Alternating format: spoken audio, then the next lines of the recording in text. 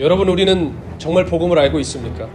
교회 오래 다녀서 이것저것 보고 들은 것은 많아 복음에 대한 풍어는 읊을 줄 알지만 정작 내 삶은 하나도 바꾸지 못하는 그런 무능한 복음을 들고 살고 계시지 않습니까? 내 삶의 죄 하나, 습관 하나 바꾸지 못하는 복음이 어찌 우리를 구원할 수 있겠습니까?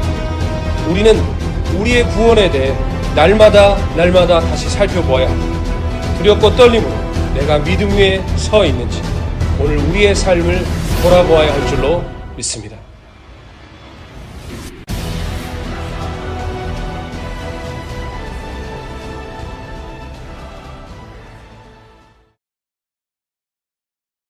예수님을 믿는 사람들은 하나님의 통치를 받아 하나님께 순종하는 사람들입니다. 예수를 믿는 사람들은 욕심에 끌려가는 옛사람을 십자가에 못 박고 예수님의 부활의 생명으로 살아가는 사람들입니다. 이 고백은 그랬으면 좋겠다는 바람도 아니고 혹은 언젠가 이루어질 소망도 아니라 이미 주님이 이루신 실제적인 역사입니다. 영원전부터 계획하신 하나님의 뜻 안에 2000년 전 우리 주 예수 그리스도께서 십자가에 죽으시고 부활하심으로 말미암아 이루신 놀랍고도 분명한 진리입니다. 그런데 우리가 어떻게 2000년 전 사건과 연합되어서 오늘 이 시간을 그 진리로 살아갈 수 있는 것일까요? 어떻게 복음이 오늘도 우리의 영혼과 삶을 거듭나게 하고 변화시킬 수 있는 것일까요? 여러분, 현대 법의 근간이 되는 것은 로마의 법입니다.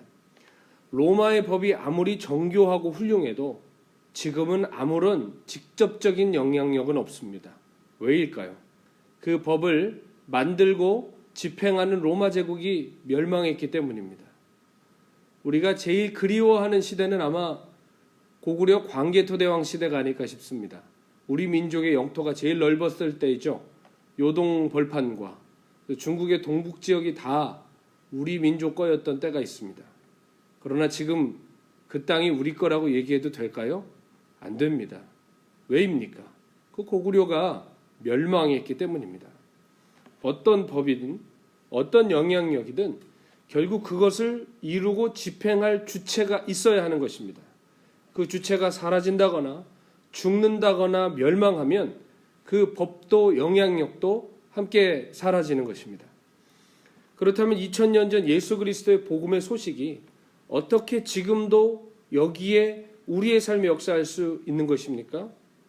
그것은 예수님께서 부활하셔서 지금도 살아계시고 또한 그 놀라운 진리가 우리의 삶에 역사할 수 있도록 성령 하나님을 우리 안에 보내주셨기 때문에 그런 것입니다. 성령님이 우리 안에 사시는 일은 무엇입니까? 첫째, 성령님은 율법의 요구를 이루게 하십니다. 성령님은 하나님이십니다. 이것에 대해서는 굳이 설명하지 않겠습니다만 성령 하나님께서는 우리 안에 오셔서 믿는 자 안에 오셔서 오늘도 예수 그리스도의 복음을 살아낼 수 있도록 역사하십니다. 하나님의 통치 안에 순종하며 살아갈 수 있도록 일하신다는 것입니다. 여러분께 여쭙겠습니다. 복음은 율법을 대체하는 것인가요? 쉽게 말해 율법을 폐한 것이냐 이것입니다. 아니죠. 성경은 분명히 예수님께서 율법을 완성하러 오셨다고 그랬습니다. 다시 말해 복음은 율법을 완성하는 것이지 폐하는 것이 아니라는 것입니다. 예수님 분명히 마태복음 5장 17절에 내가 율법이나 선지자를 폐하러 온 줄로 생각하지 말라. 폐하러 온 것이 아니요 완전하게 하려 함이라 말씀하셨습니다. 예수님 율법을 완성하러 오셨습니다. 그렇다면 예수님 율법을 어떻게 완성하시죠? 여러분 아시다시피 율법은 선한 것입니다. 우리를 살리기 위해 주신 하나님의 법입니다. 그러나 성경이 증언합니다. 우리 속에 있는 죄가 이 율법을 죽이는 것으로 만들어 오히려 이 율법 때문에 우리가 사망에 이르게 되었다 하였습니다. 로마서 8장 3절에서 4절은 율법이 육신으로 말미암아 연약하여 할 수 없는 그것을 하나님은 하시나니 곧 죄로 말미암아 자기 아들을 죄 있는 육신의 모양으로 보내어 육신의 죄를 정하사 육신을 따르지 않고 그 영을 따라 행하는 우리에게 율법의 요구가 이루어지게 하려 하심이니라 말씀하셨습니다. 율법을 주셨지만 우리 육신의 연약함과 죄의 지배로 말미암아 우린 율법을 이룰 수 없었어요. 그러나 그 죄의 대가인 사망을 하나님의 아들이 대신 받으시고 우리에게 성령을 부어주셔서 예수의 생명으로 거듭나게 하시고 율법이 요구하는 바를 이룰 수 있게 하셨다는 것입니다. 율법의 요구가 무엇입니까? 구약에 적혀있는 수백 가지 규정을 말하는 것일까요? 아닙니다. 율법의 가장 중심되는 두 가지 큰 계명이 있습니다. 여러분 잘 아시죠? 하나님 사랑과 이웃 사랑입니다. 마태복음 22장 37절에서 40절에 보면 예수께서 이르시되 내 마음을 다하고 목숨을 다하고 뜻을 다하여 주 너의 하나님을 사랑하라 하셨으니 이것이 크고 첫째 되는 계명이요 둘째도 그와 같으니 내 이웃을 내 자신같이 사랑하라 하셨으니 이 두 계명이 온 율법과 선지자의 강령이니라. 아멘. 이 두 가지 계명에 모든 구약의 율법과 선지자들의 외침이 다 들어가 있다는 것입니다. 예수님은 이 두 계명을 스스로 성취하셨고 또 동시에 예수님을 믿는 자들에게 성령을 부어주셔서 이 계명을 이루고 성취할 수 있도록 하셨다는 것입니다. 우리가 정말 예수님의 복음을 믿어서 성령을 받으면 우리 삶에 있는 가면무도회가 끝납니다. 종교적이고 이중적이고 가식적인 삶에서 벗어나 하나님 앞에 진실하고 거룩하고자 몸부림치는 삶을 살기 시작합니다. 죄를 미워하게 되고 하나님 나라를 바라보는 눈이 열리는 것이죠.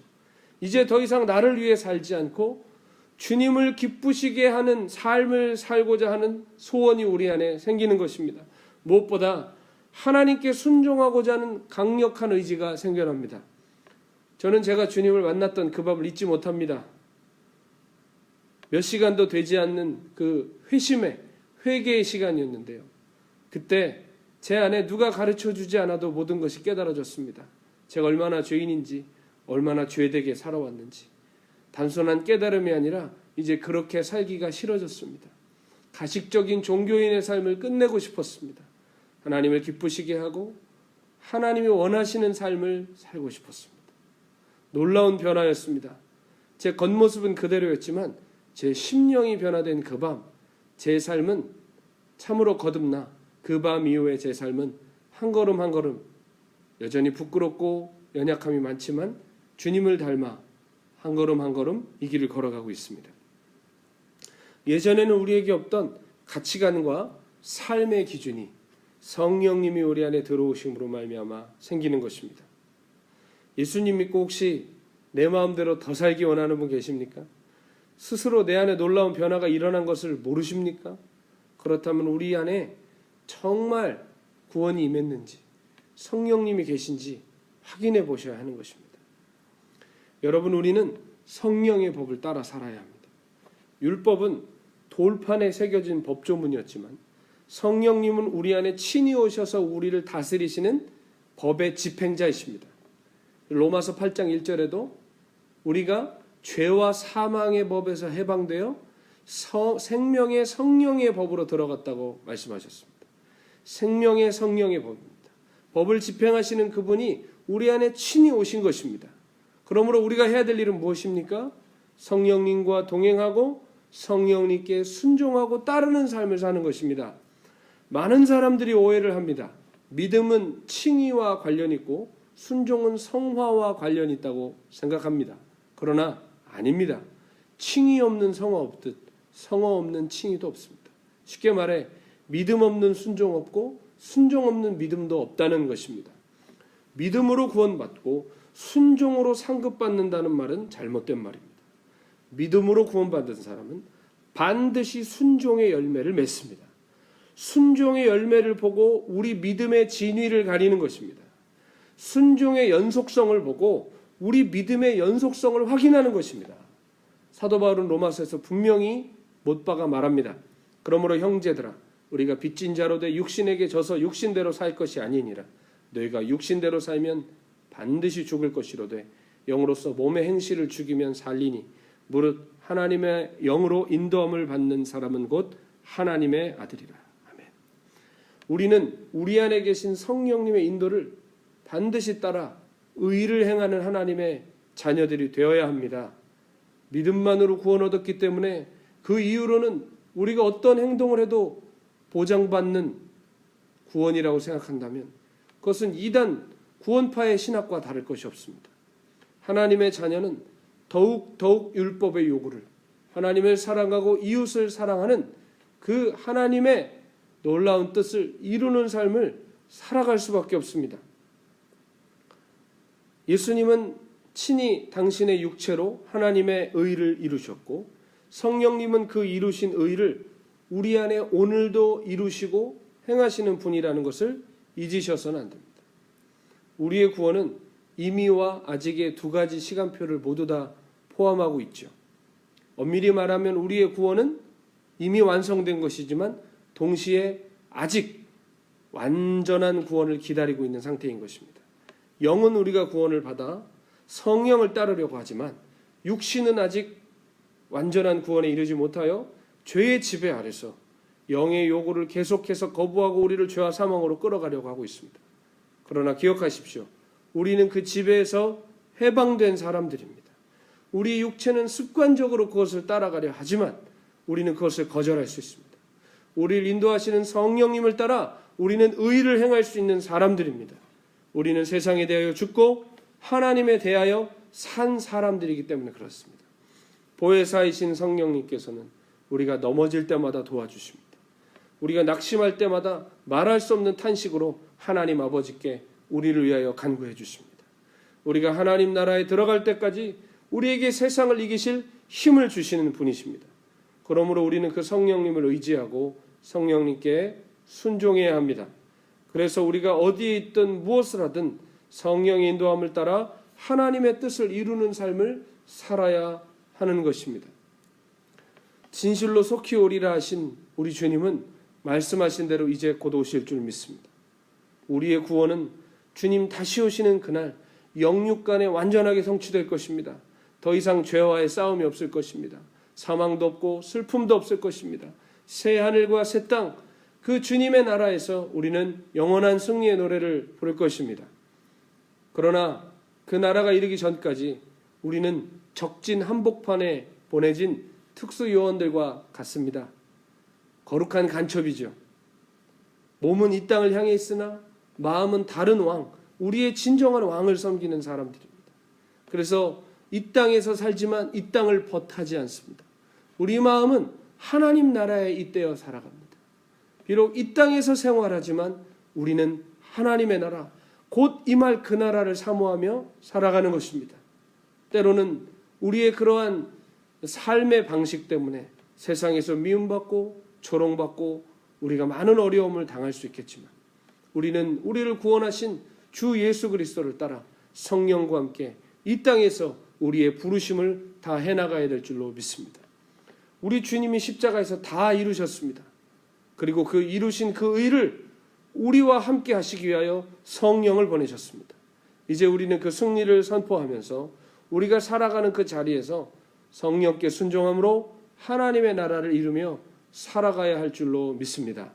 우리는 늘 부족하여 넘어지지만 예수께서 피로 값주시고 사신 당신의 자녀들을 성령님을 통하여 끝까지 진리와 은혜의 길로 인도하실 줄을 믿습니다. 우리가 가정에 있든지 학교에 있든지 직장에 있든지 심지어는 선교지에 있든지 상관없이 우리가 성령을 따라야 하는 삶을 절대로 면제받을 수 없습니다. 어디에 있든지 우리는 성령의 사람으로 하나님의 뜻을 살아내는 하나님의 거룩한 자녀로 서 있어야 합니다. 우리가 받은 직분이 우리를 거룩하게 하지 못합니다. 우리가 서 있는 그 땅이 우리를 진실하게 만들어주지 못합니다. 우리 안에 오신 성령님을 따라 사는 사람만이 지옥 같은 땅에서도 의의 꽃을 피워내는 것입니다. 그러나 성령을 따라 살지 않는 사람은 아무리 대단한 열방 땅끝에 가서 엄청난 숭고한 일을 하는 것 같을지라도 하나님과 상관없는 길을 갈 수밖에 없는 것입니다. 한 가지 이야기를 하고 복음 강론 이 부족하고 짧은 강의 마치도록 하겠습니다. 저는 이 예화를 쓰는 것을 참 좋아하는데요. 삼국사기에 보면 백제의 국군을 건 마지막 전투가 있습니다. 황산벌 전투. 그때 함께 싸웠던 유명한 두 장수가 있죠. 백제의 계백장군과 신라의 관창이라는 화랑이 있었습니다.